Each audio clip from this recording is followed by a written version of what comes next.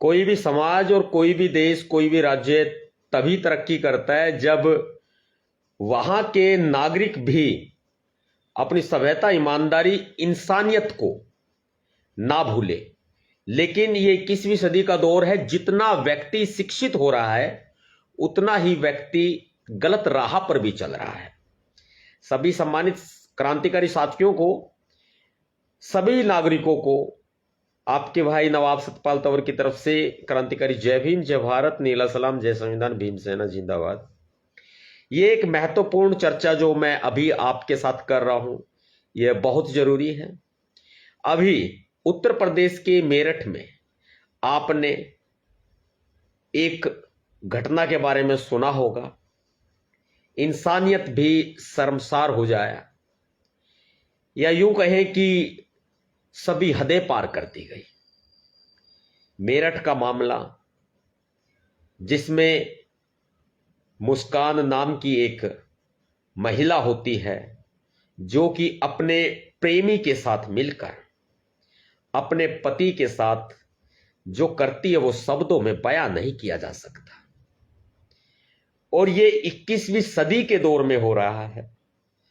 ये बात आप हम सभी से जुड़ी हुई है, इसलिए आपको सुननी होगी और हर एक बुजुर्ग को यह बात सुननी होगी, हर एक महिला को यह बात सुननी होगी, हर एक युवा युवती को यह बात सुननी होगी, और बच्चे अगर सुन रहे हैं तो बच्चों को भी सुननी होगी। आने वाली मानवता को बचाने के लिए यह हमारा एक छोटा सा प्रयास है, जो प्रयास आने वाले समय में लोगों को, मानवता को, नस्लों को जागरूक करने का कार्य कर सकता है। वह क्या है? इस तरह की घटनाएं आपके नजरों में पहले भी आती रही हैं, लेकिन हर बार जब घटनाएं नई आती हैं, पहले आती थी कुकर में, फ्रिज में, अब जो घटनाएं आ रही है तो वो ड्रम में आ रही है। आगे आने वाले समय में ना जाने कैसे कैसे पुनरावृत्ति होगी और बढ़ चढ़ के पुनरावृत्ति होगी। हर एक बहन बेटी, हर एक माता पिता, हर एक भाई, हर एक बहन, हर एक मेरा साथी मित्र, इस बात को गांठ बांध लेना, कान खोल करके सुन लेना। यदि आपके आस पड़ोस में, आपके गांव, आपके शहर में कहीं भी इस तरह से कोई भी गलत चाल चलन किसी का नजर आता है तो उस पर निगाह रखो। और यह नहीं है कि आपकी जिंदगी अपने तक सीमित रह गई, दूसरे व्यक्ति भी इंसानियत के नाते समाज का हिस्सा है। यदि मानसिक तौर पर या आस्था को एक तांत्रिक व्यवस्था बनाकर, जैसा कि मीडिया वाले दिखा रहे हैं, तांत्रिक व्यवस्था बनाकर यदि अंधविश्वास और पाखंड भी फैलाया जाएगा, यदि इंसानियत बिल्कुल शर्मसार हो जाएगी, ऐसे में हम आपका सभी का फर्ज बनता है कि एक तो इन चीजों से दूर रहें जो आजकल प्रेम के नाम पर कुछ और फैलाया जा रहा है, लोगों को मूर्ख बनाया जा रहा है। मैं आपको कुछ जरूरी कानून बताऊंगा, आप उन कानूनों को भी ध्यान रखें। आईपीसी में भी वो धारा थी, बीएनएस में भी वो धारा है। यदि पति और पत्नी, ध्यान से सुनना, यदि पति और पत्नी दोनों जीवित हैं, दोनों के बीच कोई तलाक नहीं हुआ है, ऐसे में पति या पत्नी किसी अन्य व्यक्ति के साथ बिना रंजाबंदी के, बिना पति या पत्नी की सहमति से कोई भी एक व्यक्ति विवाह किसी अन्य व्यक्ति से कर लेता है, या फिर अभी बीएनएस में भी कुछ धाराएं जोड़ी गई हैं, या फिर वह अपना विवाह संबंध रखते हुए किसी अन्य महिला या किसी अन्य पुरुष के साथ, और कोई पुरुष किसी अन्य महिला के साथ यदि अवैध तौर पर शारीरिक संबंध बनाते हैं, या फिर वो ऐसा होता है कि नाजायज तौर पर दूसरी शादी कर लेते हैं, पति या पत्नी के जीवित रहते हुए पति या पत्नी दूसरा विवाह कर लेता है, तो यह एक अपराध है, मुकदमा दर्ज किया जा सकता है। यदि पति ऐसा करेगा मुकदमा दर्ज होगा, पत्नी ऐसा करेगी तो मुकदमा दर्ज होगा। यह जानकारी हमारे समाज को नहीं है, इस बात का विशेष ख्याल रखें। इस तरह की दर्दनाक घटनाओं की कोई पुनरावृत्ति ना हो, इसके लिए बेहद जरूरी है कि आपको कानूनों के बारे में ज्ञान होना चाहिए। और पति और पत्नी का जो संबंध होता है वो प्यार, अनुराग, विवेक, बुद्धि का संबंध होता है। यदि कहीं भी किसी भी रूप में किसी के भी साथ में किसी भी की भी तरफ से यदि विश्वासघात किया जाता है, हो जाता है, तो वह संबंध ज्यादा समय तक नहीं चल पाता है।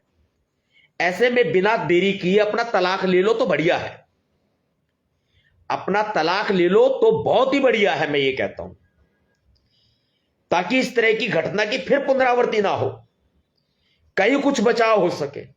मैं समाज सेवक हूं, एक जागरूक साथी हूं आपका।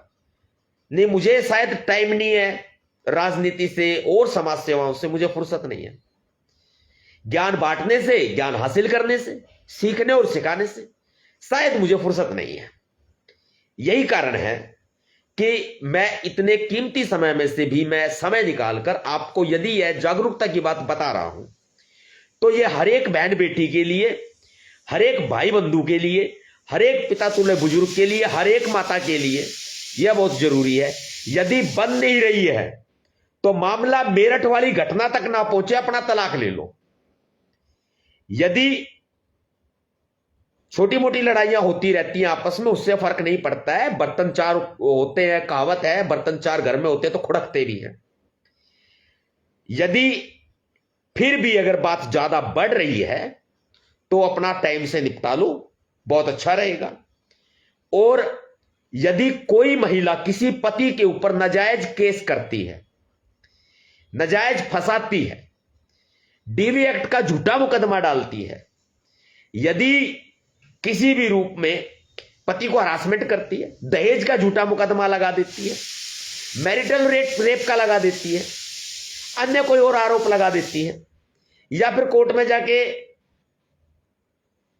खर्चा वहन मांगती है, ऐसे में यह उसका राइट, अधिकार हो सकता है। लेकिन अगर नाजायज किया जाता है, यदि झूठा किया जाता है, यदि साजिशन फंसाया जाता है, तो भाई पति हो तो आवाज उठाओ, आवाज उठाओ। और यही बात पत्नी के ऊपर लागू होती है। यदि आपका पति गलत है, पत्नी, इसमें मैं बताने भूल गया, पत्नी का यदि चाल चलन भी ठीक नहीं है तो भी अपनी शिकायत करो, थाने में जाओ, थाने में जाकर शिकायत करो, क्योंकि आज का दौर जो है राज्य का, सरकार का, कानून का दौर है। बेहतर होगा कि आपको समय रहते न्याय मिल जाए और फिर अतुल सुभाष जैसी घटना ना हो, फिर ये भाई जो अभी घटना हुई है मेरठ में, ऐसी कोई घटना ना हो। यदि पुरुष गलत चलता है, उसका चाल चलन गलत है, किसी अन्य स्त्री या स्त्रियों के साथ वो संबंध बनाता है, यदि वह पत्नी के साथ दुराचार करता है, गलत व्यवहार करता है, या डोमेस्टिक वायलेंस करता है किसी भी तरह का, तो ऐसे में कानून आपके लिए है। आप महिला हैं, अपने सम्मान की खातिर आप पुरुष के खिलाफ जाइए, अपने पति के खिलाफ जाइए, लेकिन सच्चाई के तौर पर। यदि कोई झूठ करता है, या देखो पत्नी ने झूठा केस किया या पति ने झूठा केस किया, तो सीधी बात है उसके लिए भी प्रावधान है। सीआरपीसी में पहले धारा 182 हुआ करती थी, वो बीएनएसएस में अलग हो गई है, बदल गई है। इससे अच्छा यही होगा कि समय रहते अपना फैसला कर लो। विवाह, मैरिटल, फैमिली लॉ हमने पढ़ा है, तब हम आपको बता रहे हैं। हमारे सिलेबस में थोड़ा बहुत आता है, लेकिन सिलेबस के अलावा भी हम लोगों ने काफी साइबर लॉ भी पढ़ा है, कॉर्पोरेट लॉ भी पढ़ा है, इसके अलावा हमने फैमिली लॉ भी पढ़ा है। ये सब हमने अलग से सब कुछ रीड किया है, क्योंकि हमारे सिलेबस में बहुत सारे टॉपिक होते नहीं है। टैक्सेशन वगैरह के हो गए, या फैमिली लॉ के हो गए, या कॉर्पोरेट के होते, थोड़े बहुत आते हैं, ऑप्शंस दे दिए जाते हैं कि आप कौन सा सेलेक्ट कर लो। तो हमने अलग से इनके कोर्सेज भी किए हैं, एलएलबी के अलावा भी हमने और कोर्सेज किए हैं, तो हम आपको जो राय देंगे वो बिल्कुल सही राय देंगे। मीडिएशन बनाया किस लिए है? मीडिएशन बनाया इसलिए कि पहले आप लोगों में अच्छे से सुलह हो जाए। यदि नहीं होती है भाई, बहुत बार होता है, पति और पत्नी नहीं संतुष्ट होते एक दूसरे से, तो मेरी आपसे यह भी निवेदन है कि इस तरह का कोई गलत कार्य ना करें, ना किसी से प्रेरित होकर करें भाई। ना तो पति भला और ना पत्नी भली, सच्चाई तो यह बात है। पति भी किसी से कम नहीं है और पत्नी भी किसी से कम नहीं है। एक अकेली महिला को दोषी ठहराना भी गलत है, एक अकेले पुरुष को भी दोषी ठहराना गलत है। बात होती है तो बराबर होती है, तराजू को बराबर तोलना पड़ेगा। एक अकेली पत्नी ही घर के सब काम नहीं करेगी या फिर अन्य और काम नहीं करेगी, या पति ही सिर्फ कमा के नहीं लाएगा। बहुत सारे फर्ज वो एक दूसरे के साथ में सामंजस्य से बैठाकर पूरे भी किए जा सकते हैं। लेकिन विवाद बहुत ज्यादा बढ़ रहे हैं, तलाकों की नौबत आ रही है, और तलाक तो छोड़ो, अब तो मेरठ जैसी घटनाओं की नौबत आ रही है। मेरे एक दोस्त हैं दिल्ली से, मैं उनका पूरा नाम नहीं बताऊंगा लेकिन कपूर साहब जरूर नाम लूंगा। मेरे एक दोस्त है कपूर साहब, और कई वर्ष पुराने दोस्त हैं। मुझे अक्सर फोन करके बोलते हैं मेरा पीछा छुड़वाओ सतपाल भाई। मैं ये कहता हूं कि कपूर साहब ऐसा है, केसों की फाइल तो मैं अपने कंधों पे सर के ऊपर लादता नहीं, क्योंकि मेरे लिए समाज की और देश की जिम्मेदारी है। अगर मैं केस लड़ने कोर्ट में बैठ गया तो मामला बड़ा खराब हो जाएगा। वो कहते हैं कि आप मेरे लिए भगवान हो तंवर साहब, आप मेरा फैसला करवा सकते हो। मैं कई सालों से दुखी हूं। वो अपनी पत्नी से परेशान है बेचारा। तो मैंने कहा हमारी एसोसिएट्स है, मेरी खुद की वाइफ है निशा तंवर एडवोकेट, आप उनसे बात कर लो, आप हमारे एसोसिएट से बात कर लो। रोहिणी कोर्ट करकरडुमा, उनका करकरडुमा कोर्ट लगता है, करकरडुमा कोर्ट में आप हमारी एसोसिएट से बात कर लो, हमारी टीम से बात कर लो। लगभग हर एक डिस्ट्रिक्ट कोर्ट में, हर एक हाई कोर्ट और सुप्रीम कोर्ट में हमारी टीमें हैं भाई, एसोसिएट्स हैं हमारी, करो आप बातचीत। तो कहते हैं कि भाई आप ही करवा सकते हो, इतना भरोसा है उनको मेरे ऊपर, इतना भरोसा है कि आप ही करवा सकते हो। तो ऐसे बहुत से लोग परेशान हैं, बहुत से लोग पत्नियों से परेशान, बहुत से लोग अपने पतियों से परेशान, बहुत सारी पत्नियां। तो ये भाई एक तालमेल होता है पति पत्नी का। मैं एक सामाजिक व्यक्ति हूं, राजनीतिक बाद में हूं, पहले सामाजिक व्यक्ति हूं, और राजनीतिक तो अभी हुआ भी नहीं हूं, क्योंकि राजनीति में आने के लिए सबसे पहले मेरा पारिवारिक आपके साथ और सामाजिक होना भी बहुत जरूरी है। और कई वर्षों से आप देख ही रहे, सिर्फ इस चीज के लिए नहीं, हम तो वही निस्वार्थ भावना से सेवा कर ही रहे हैं। इसीलिए मेरा आपसे यही कहना है कि अपना प्यार प्रेम मोहब्बत बनाए रखो। नहीं बनती है तो भाई अपना तलाक ले लो, अपना फैसला कर लो, 4 आदमी बैठा लो और अपना जो भी हो सके अपना फैसला कर लो। लेकिन इस तरह का कोई भी कदम मत उठाओ, मेरा आपसे निवेदन है। फिर भी आपकी नहीं बनती है भाई, आप आपके शहर में आपके हर जगह वकील लोग बैठे हुए हैं, आप वकीलों के पास जाओ, अच्छे वकील के पास जाओ, ऐसे के पास मत जाओ कि जो वो आपका काम भी ना करे और पता लगे जी आपका तो विवाद बढ़ता ही चला गया। बहुत सारे लोग वकील ऐसे होते हैं कि जो विवाद बढ़ता है उनको कोई मतलब नहीं होता है। लेकिन वकील बिरादरी है भाई हम लोगों की, तो हमारे वकील बहुत सारे ऐसे विद्वान वकील भी हमारे कोर्टों में बैठे हुए हैं, जो लोगों की समस्याओं को समझते हैं और वो समस्याओं का समाधान निदान भी करवाते हैं, सामाजिक न्याय की भी व्यवस्था करते हैं। तो मेरा आपसे यही निवेदन है भाई लोगों, आप सबसे कि आप अपना ख्याल रखें, अपने परिवार का ख्याल रखें, कम से कम माता पिता की सेवा कर लो, अच्छा रहेगा। या फिर माता पिता की सेवा ना कर सको तो भाई अपने बच्चों की तरफ देख लो, जो आपके बच्चे हैं उनके ऊपर क्या प्रभाव पड़ेगा आप लोगों की लड़ाई झगड़े का।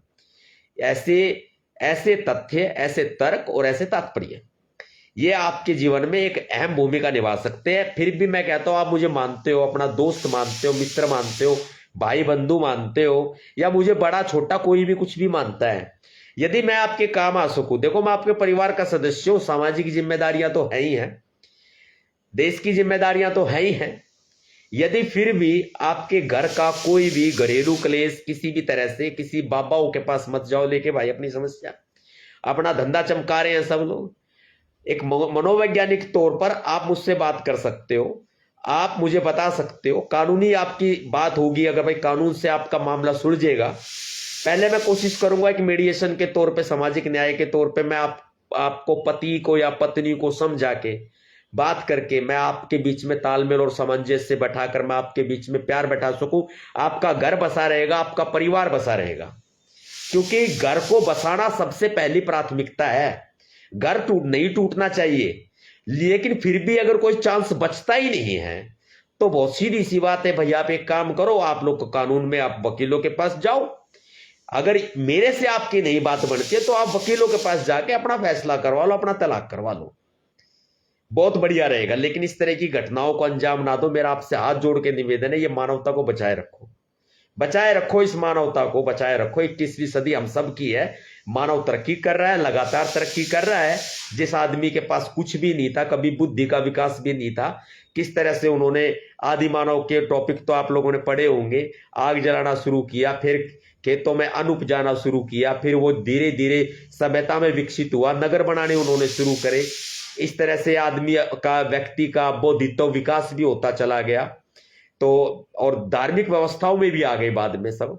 भाई आप धर्म को मानते हो, भगवानों को मानते हो, गॉड अल्लाह ईश्वर किसी को भी मानते हो, तो भाई उन्हीं का वास्ता है, अपने घर परिवार को बदनाम मत करो। मैं उन्हीं का वास्ता देता हूं जिसको आप मानते हो, जिसको आप खुदा गॉड भगवान मानते हो, ईश्वर मानते हो, देवी देवता मानते हो, मैं उन्हीं का वास्ता आपको देता हूं कि आप जो अपने घर परिवार को बर्बाद मत करो। घर परिवार से ही समाज बनता है, समाज से ही गांव बनता है, गांवों से ही राज्य, गांवों से ही जिले बनते हैं, जिलों से ही राज्य बनता है, और राज्यों से ही देश बनता है। तो आप सभी साथियों को जय भीम, जय भारत भाई।